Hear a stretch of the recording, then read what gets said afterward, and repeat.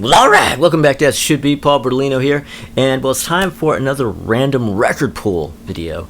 Okay, yeah, I've only done one of these videos so far, but I do intend it to be a series. You know, I won't be doing them that often. It's just something that I'll throw in there every once in a while to kind of shake things up, so it's not always a track versus track, and or ranking the albums. But I have some good ranking the albums coming up, and yeah. For those of you who don't know, most of you do. You know, a random record pool. I'm gonna put on my little blindfold here, grab a record back there from my collection, random, just kind of feel it out, pull it out, see what it is, and discuss it. Maybe I'll have something to say about it. Maybe I won't. Maybe it'll be something that I don't really know anything about, that I haven't really spent much time with yet. Or it could be something that goes all the way back to my earliest days of listening to records. I don't know. Who knows? Anything's possible. Or it could just be something that I really hate that for some reason I have back there. That's crazier things have happened. But anyway, so why don't I just get started? Why don't I get started? And okay, well here's the weird thing. I'm wearing my glasses, so I'm gonna have to take them off every time. So yeah, this should be fun. I'm gonna do 10. I'm gonna do 10 albums, and that's the deal. All right, so here we go.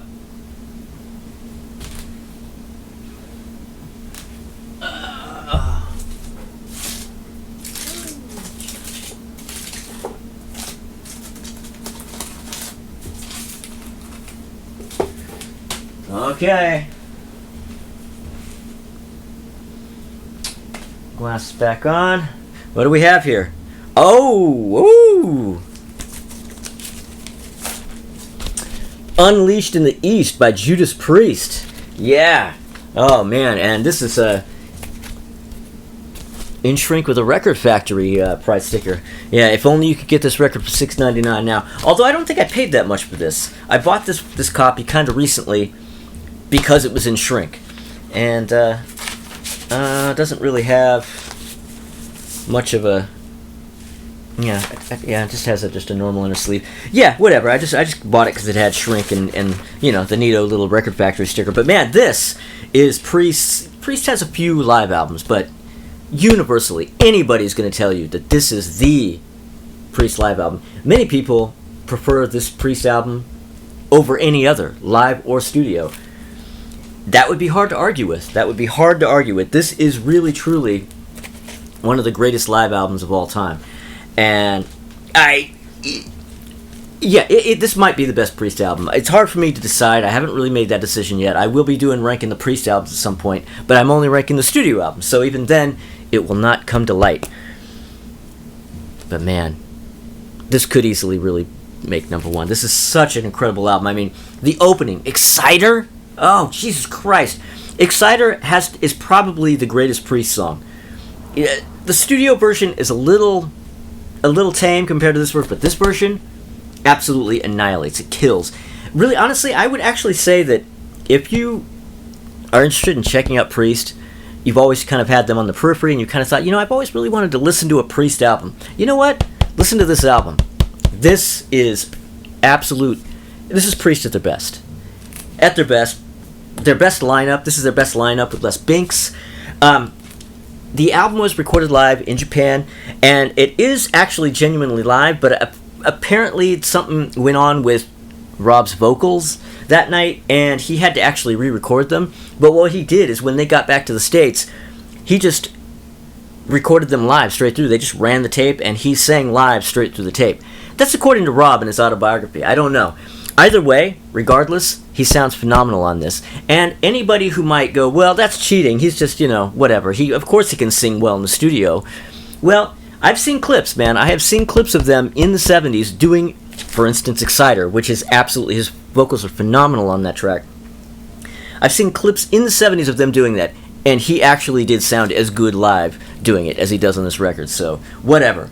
This is a phenomenal album. You can't go wrong. I mean, really. Any interest in Priest or metal, and you don't really know this stuff, go straight to this. And I'm going to go straight back to the plastic here. Okay.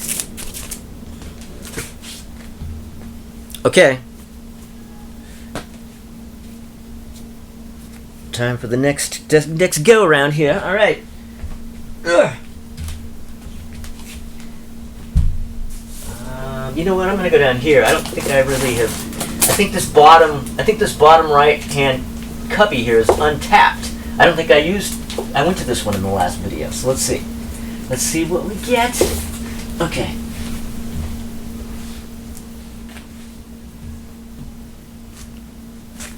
Ooh, Bobby Womack.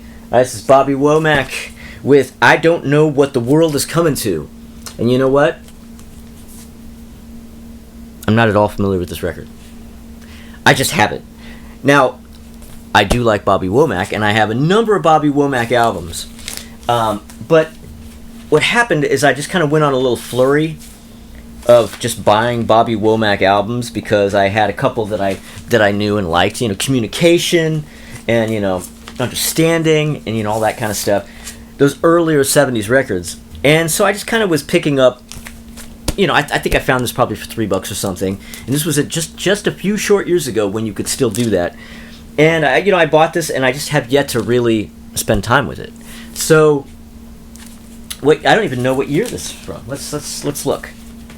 Let's learn a little something about this album right here together. This is it's a 75 album, so it's actually a little bit of an earlier album than I had thought. But yeah, I am into Bobby Womack. I'm just not that Bobby Womack savvy. I have the albums, know some of them, don't know others. This is one I don't know. It's just in the collection, and I haven't spent the time yet. So there you go, luck of the draw. Okay. So let's see what we get this time.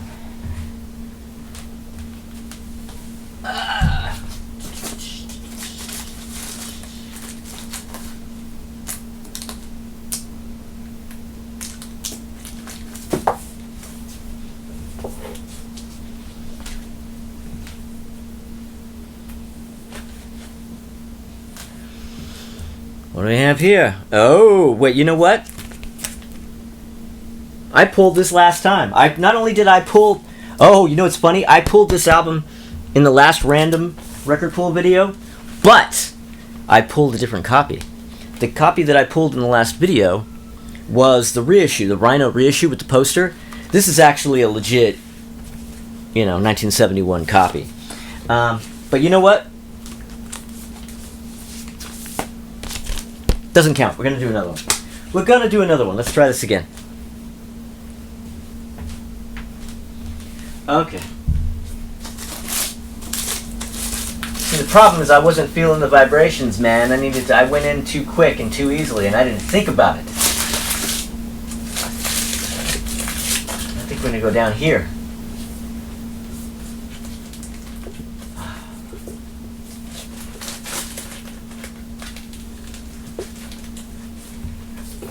Okay. All right, let's see how this goes. What do we have here? Oh. Todd Rundgren. Faithful. Yeah, now Todd Rundgren Faithful is an album. I did my ranking the Todd Rundgren albums video. Okay. A while back, like early on in the channel. And as I'm wont to do, I only did a certain segment or a certain chunk of the discography. I really just stuck with the 70s and the 80s, and I cut it off at the 90s, right? And of course people get all bent out of shape about that, especially Todd fans. I have found by making a Todd video that Todd fans take not only themselves but Todd very seriously. And yeah, I got my first very, very shitty, bitchy, negative comment on that video because somebody didn't like my ranking and was just, was very rude about it. And I didn't speak, well, this album, now back to this album, I pretty much talked about this on that video. If you want to know really what I think about it, go to that video. But this is one of those albums that I think of as a half Todd album. There are two albums he did back to back. He did this and Initiation, and I think of them as half Todd albums because each album has one side of really just good, solid good solid collections of Todd songs. And then this one, for instance, one of the sides is all covers. And it's like, well, that's neat. You know, he kind of went in and he did all these covers on this album where he matched, he tried to basically replicate the original tracks sonically as closely as he possibly could, which is impressive, but I mean, I don't feel like listening to it. It's just like, oh, well, look what Todd did. But side 2 on the album is all original material, and it's top-notch Todd. Now, I have this is one in shrink with the sticker on the back that has the song listing. Because, of course, there's nothing on this cover, right? You take off the shrink and you take off the sticker, and you don't have the song listing. So this is another one of those copies that I bought kind of, maybe in the last 10 years, simply because of that.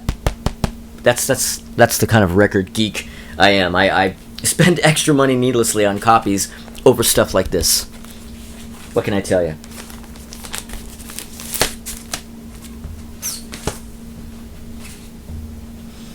Okay. Okay.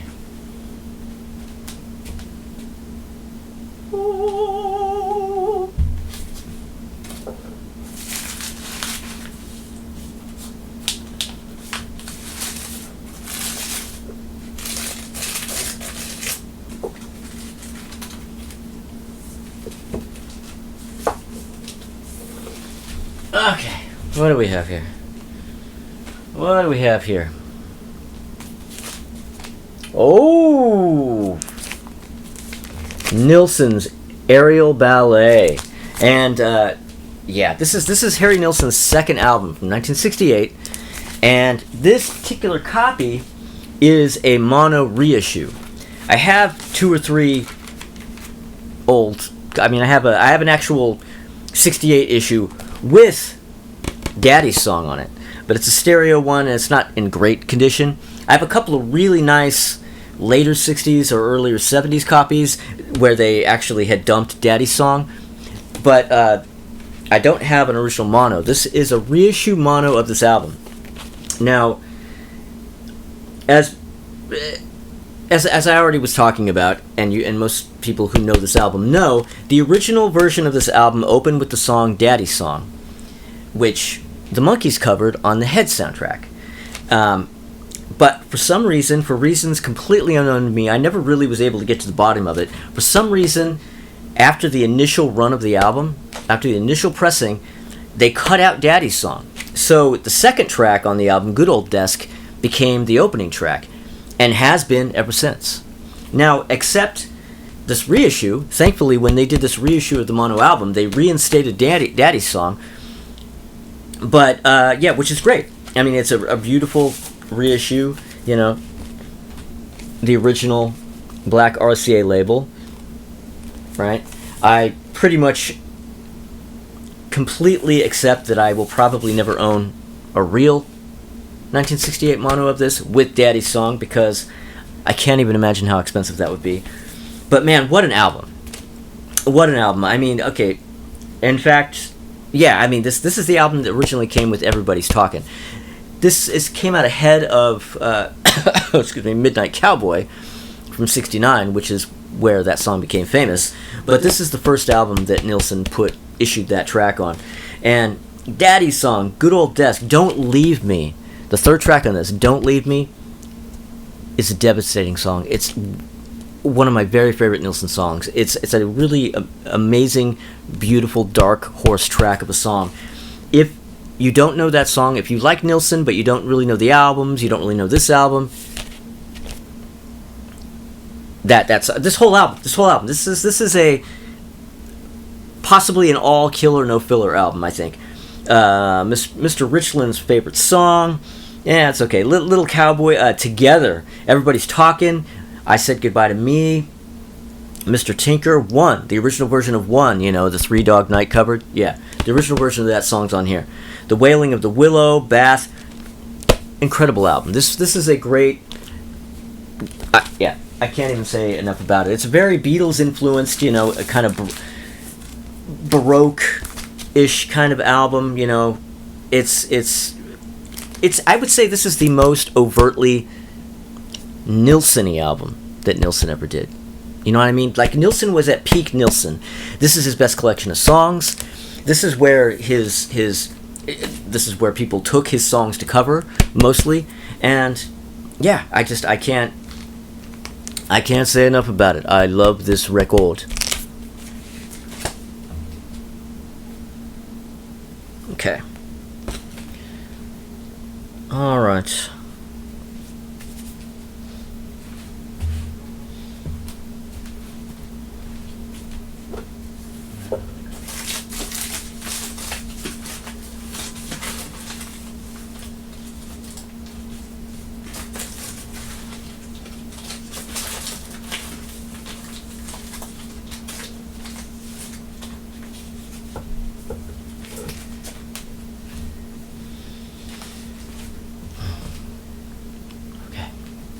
Oh, Earth, Wind, Earth and Fire, Earth and Fire.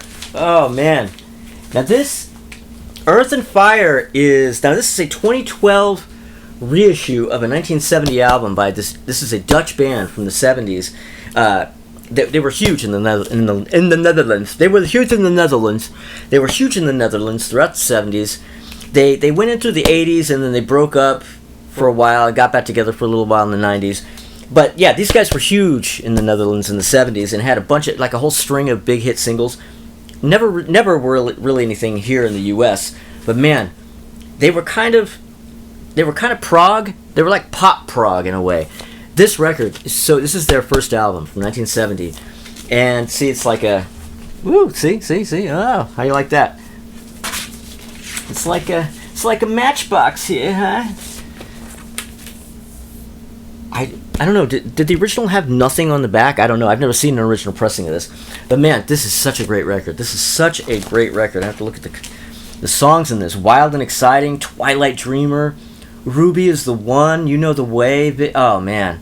Yes, Seasons, Love Quiver. This record, I discovered this record on the road about, when was this, 2006, I think it was in 2006.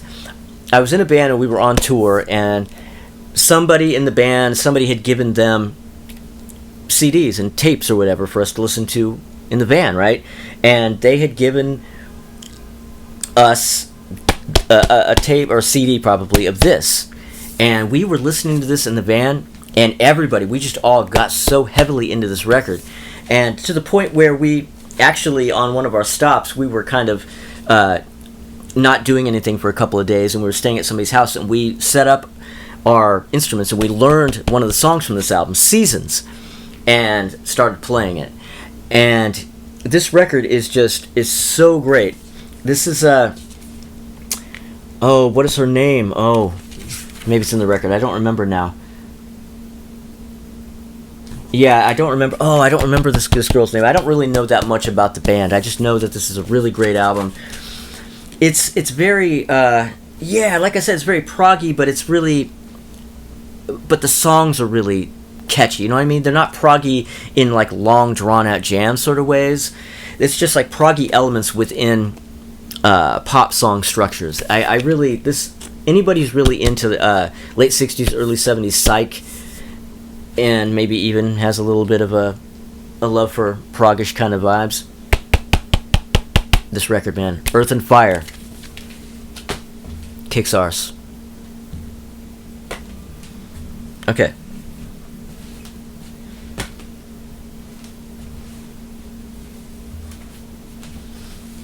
Okay, let's go down here.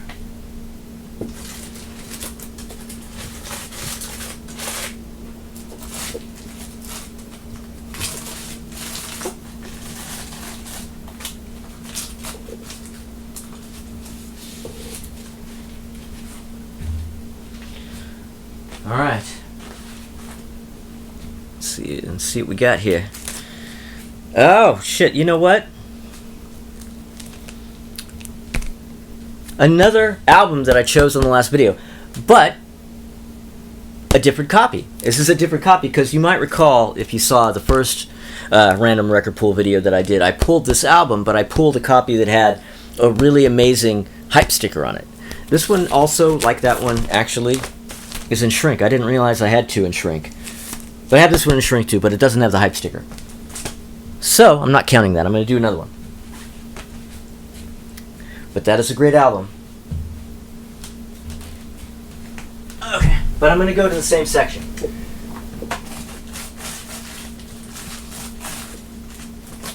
Yeah, maybe not.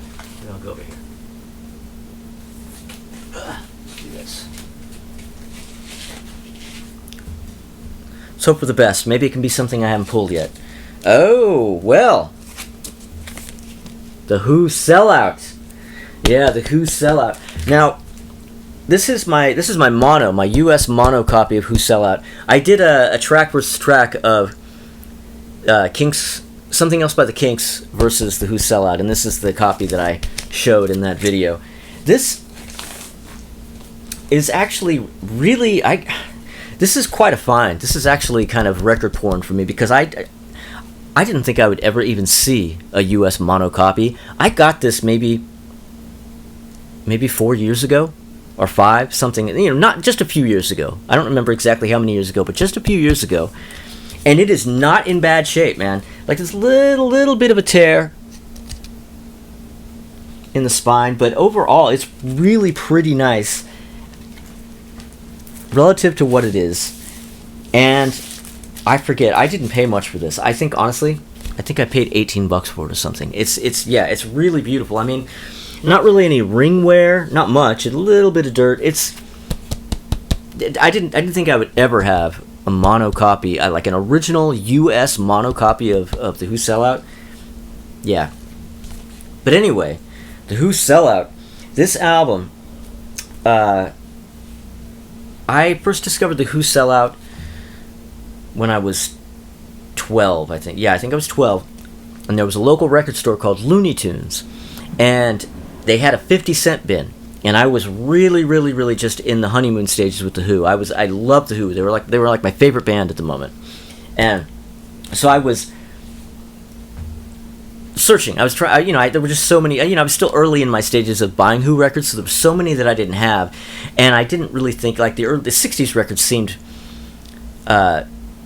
untouchable, like I would never find them. And I actually found a copy of the Who Sellout in the 50-cent bin.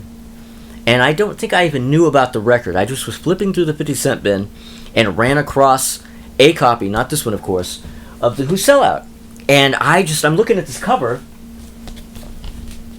and I'm going, what is this?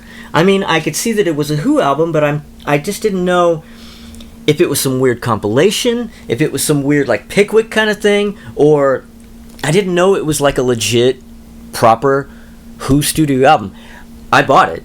I bought that copy, and that was the copy, that 50-cent copy that was a little rough, but it got me through my early days of learning about Who albums and learning about that album. I mean, thank you to the 50-cent bin of Looney Tunes and Harlan. Shout out to Harlan, who's no longer with us, who was the owner of Looney Tunes. That is why I know that album, and it's one of my favorite one of my favorite albums growing up, and it's still great. And in fact, I couldn't resist the big super deluxe edition of the Who Sellout that came out just just a couple years ago, 2020. Yeah, so much amazing stuff in here. I mean, posters and bonus tracks galore, extra CDs. I can't even go into what's all in this thing.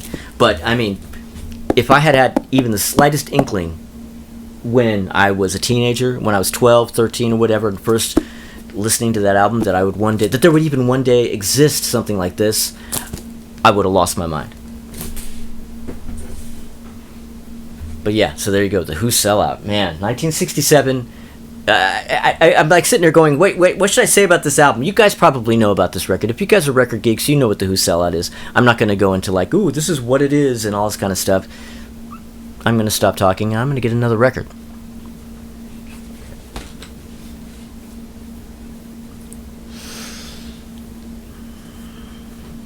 Okay.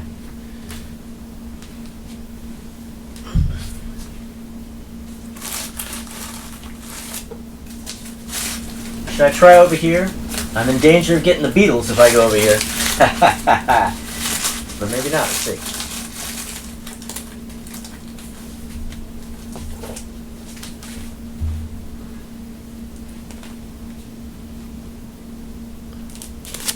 Oh, the first Boston album. The first Boston album.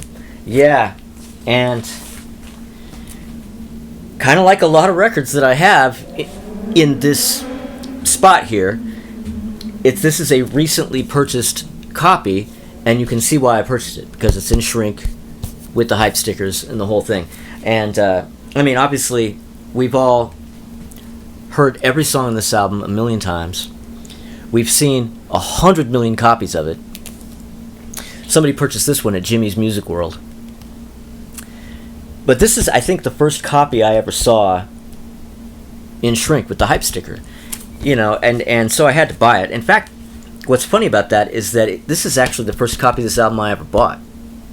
There's certain albums, like the Todd Rundgren album that I showed you, and the Judas Priest album that I showed you. You know, I originally bought copies of those decades ago. I mean, decades ago. We're talking like when I was a teenager, right? But then I bought these other copies because, you know, upgrade, shrink wrap, hype sticker, the whole thing. This, on the other hand, is a record that, amazingly, I never ever owned until just a few years ago when I bought this copy. This was the first time I ever ran into a copy of this album that I couldn't resist because of this. And, you know, obviously it's a classic to end all classics. I mean, come on. More Than a Feeling.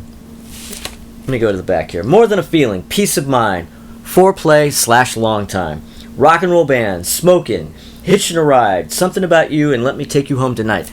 I mean, really, this is basically a greatest hits album. I mean, the last 2 songs maybe on this album you've never heard on the radio. All the rest of it, every other song on this record played on the radio today somewhere, like 100 times.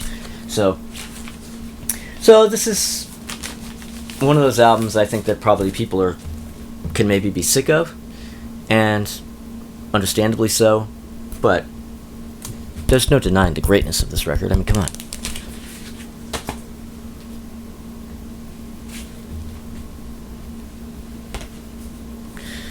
All right. Well, all right. Okay, so let's go over here.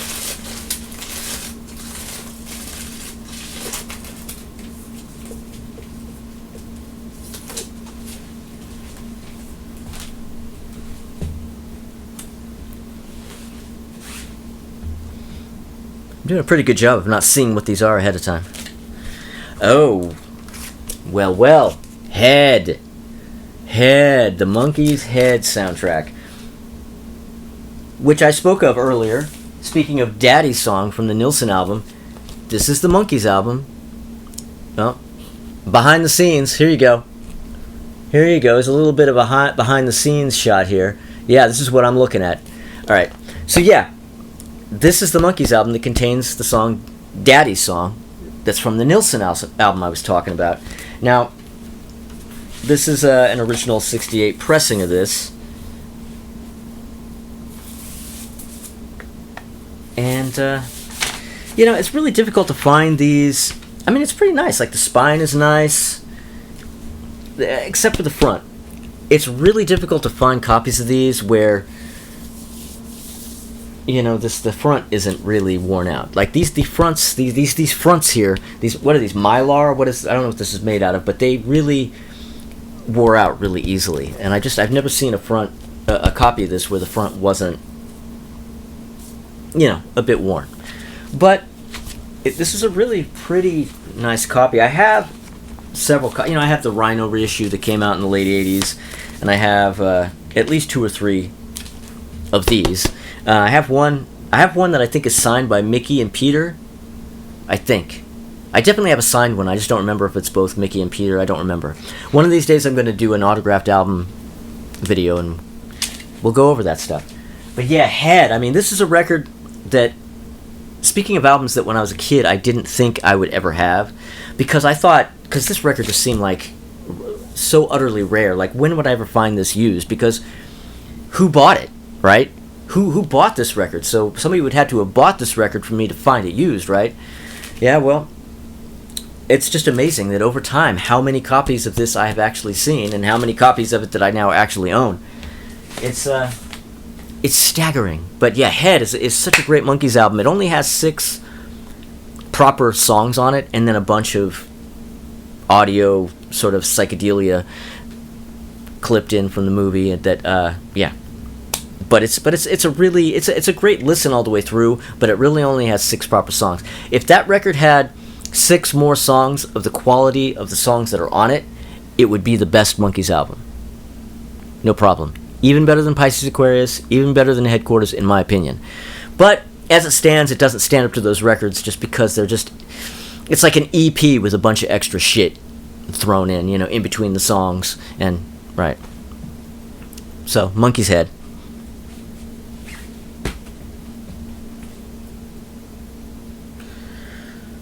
Okay. Now let's see if we can find one that I haven't already done a video about.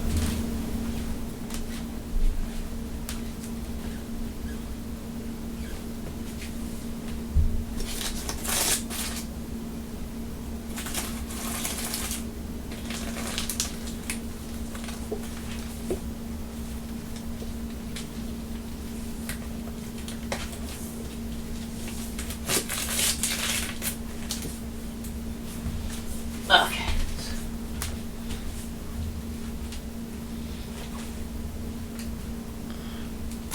Well, what have we here? Oh, Evie Sands. The great Evie Sands. Now, this is the 3rd Evie Sands album. This is from 1979, right? Now, Evie Sands is a great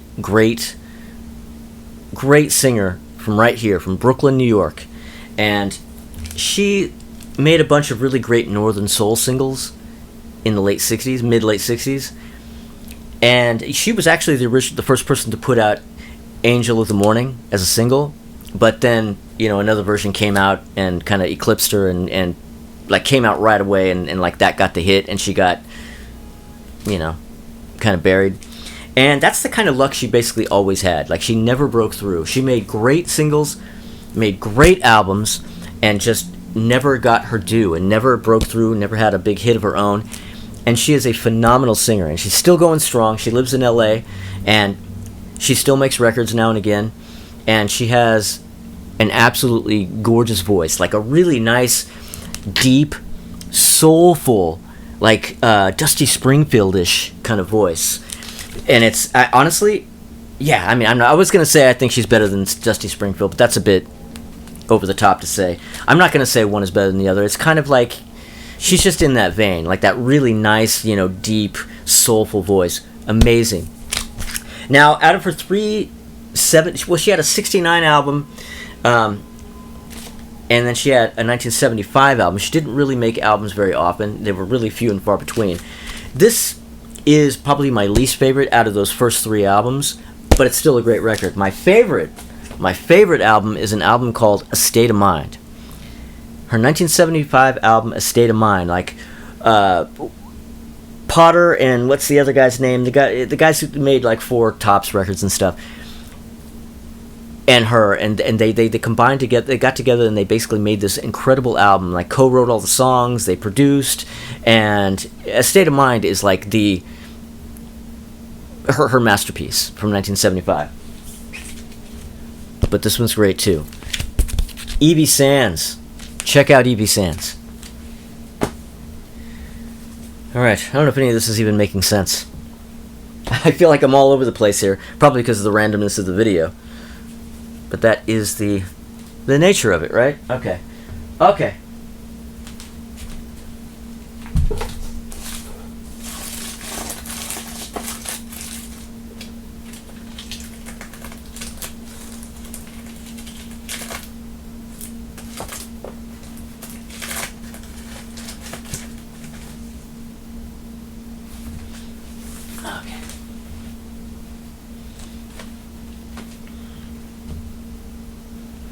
I lost count, so I don't know if we've gotten to 10 yet. We'll find out.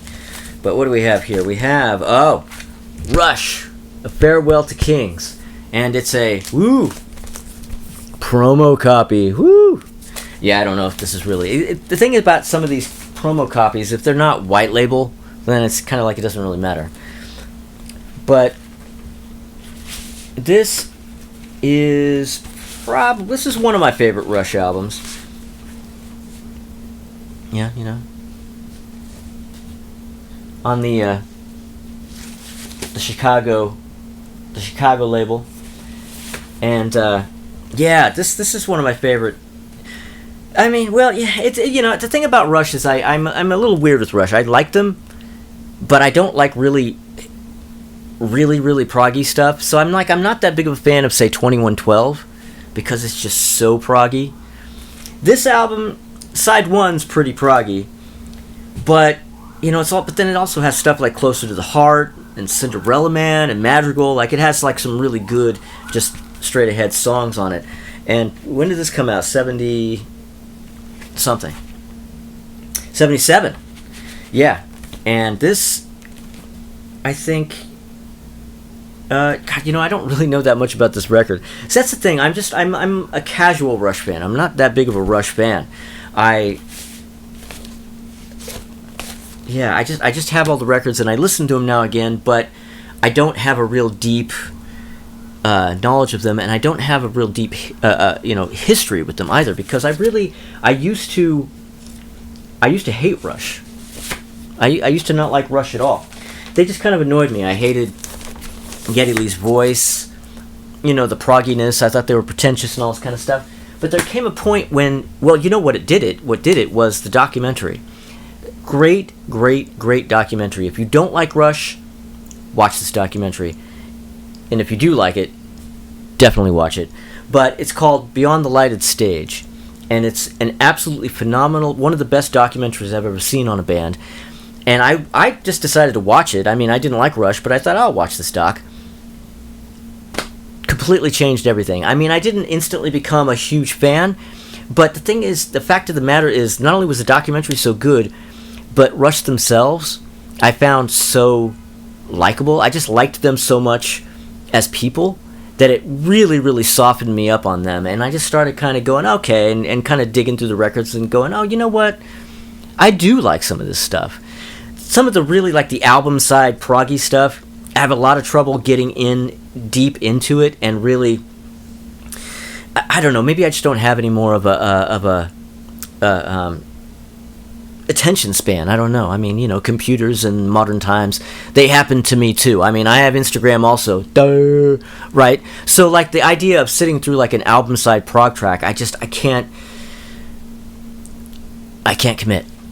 So, there's that. But when it comes to, like, really good, like, proper Rush songs that aren't too long and aren't too, you know, over the top, I like them. I do. And I've always liked Subdivisions. In fact, that's my favorite Rush track. I've always liked that one. Even when I didn't like Rush, I liked that song. So that's kind of like points the way to the kind of Rush that I like. And, yeah. Farewell to Kings. Okay, so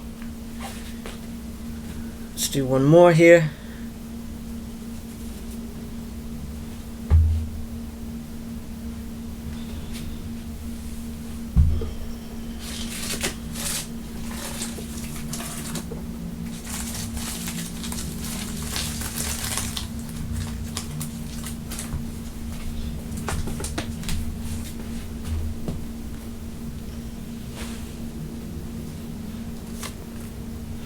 Buffalo Springfield again, the mono reissue.